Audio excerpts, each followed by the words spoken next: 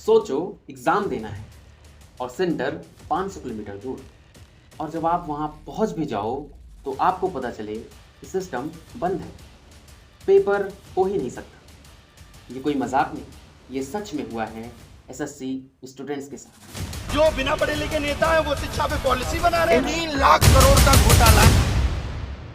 एक स्टूडेंट ने कहा, हमने पैसे जोड़ के ट्रेन का टिकट कटाया और पेरेंट्स ने कहा बेटा पेपर अच्छे से देना, पर जब हम वहां पहुंचे तो सिस्टम ही डाउन था।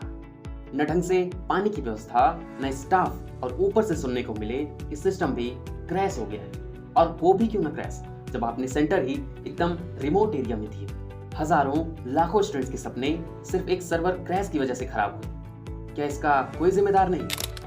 एसएससी, स्टाफ सिलेक्शन कमीशन, ये एक ऐसी सरकारी बॉडी है जिसके कंधों पर लाखों बच्चों का भविष्य होता है और उसका सिर्फ एक काम होता है, अच्छे से पेपर कंडक्ट कराना। लेकिन प्रॉब्लम ये है कि एसएससी के पास इतना इंफ्रास्ट्रक्चर ही नहीं है कि वो एग्जाम सही से करा पाए। तो हर बार ये जिम्मेदारी दे दी जाती है किसी प्राइवेट वेंडर को, और इस बार भी दिया गया एक ऐसे वेंडर को जिसका ट्रैक रिकॉर्ड पहले ही ठीक नहीं था।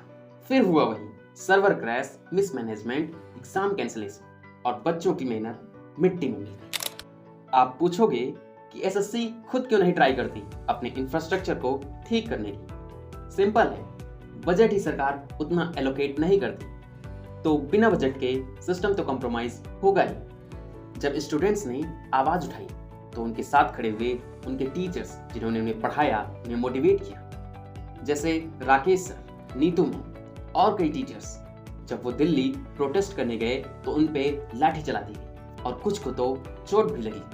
सोचो, ये लाठी उन लोगों पे पड़ी है जो इस देश को आगे बढ़ाने का, इस देश को बेहतर करने का काम करते हैं। और कोई भी मेन न्यूज चैनल में कुछ दिन तक तो खबर भी नहीं थी, क्योंकि स्टूडेंट्स टीआरपी नहीं देते।